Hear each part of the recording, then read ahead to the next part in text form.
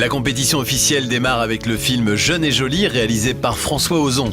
Un pari très risqué pour un sujet brûlant. Ce film parle de l'éveil sexuel d'une fille bourgeoise de 17 ans. Et pour interpréter ce rôle, son instinct l'a guidé vers Marine Vacht. Encensée par les journalistes, Marine peut croire en sa bonne étoile et François en son flair. Elle fait partie des favorites et risque bien de remporter le prix de la meilleure interprétation féminine. Mais il faudra attendre le 26 mai pour connaître le verdict. Je garde un souvenir plutôt douloureux et difficile de ma propre adolescence. Donc j'avais envie de l'aborder à nouveau, peut-être avec une certaine maturité, une expérience, une distance. Au fond, ça raconte ce que tous les parents vivent au moment de l'adolescence de leurs enfants, au moment où ils vous échappent. La première fois qu'on découvre la sexualité, souvent ça ne se passe pas de manière idéale. Là, elle ne tombe pas sur quelqu'un qui est très doué, a priori. C'est un Allemand, bon, c'est un hasard.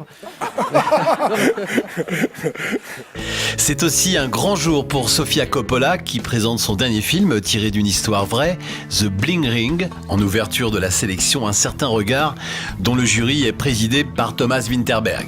On y retrouve Emma Watson, entourée d'autres très jeunes talents. The whole thing was so fascinating and so contemporary. The story couldn't have happened 10 years ago, and so I thought it was an interesting story for a movie and said so much about our culture today.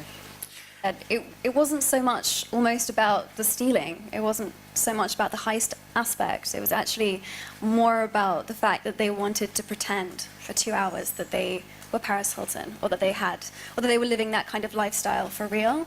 Ce soir, une pléiade de stars est au rendez-vous sur les marches du Palais, mais surtout nous y retrouverons l'équipe du film The Bling Ring, ainsi que le jury de la sélection Un certain regard, composé de Zhang Ziyi, Ludivine Sagnier, Hilda Santiago et Enrique González Macho. François Ozon, quant à lui, a accompagné fièrement son équipe jusqu'en haut des marches avant de nous quitter pour la projection officielle devant le jury. On leur souhaite bonne chance.